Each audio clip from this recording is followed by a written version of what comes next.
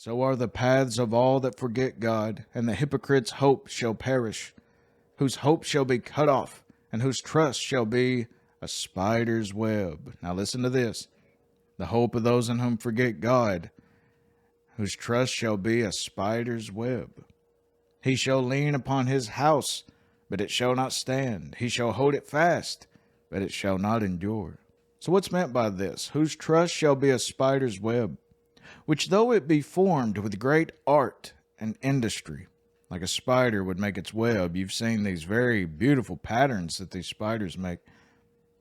Though it be formed with great art and industry, and may do much mischief to others like the wicked, yet is most slender and feeble, and easily swept down or pulled in pieces, and unable to defend the spider that made it.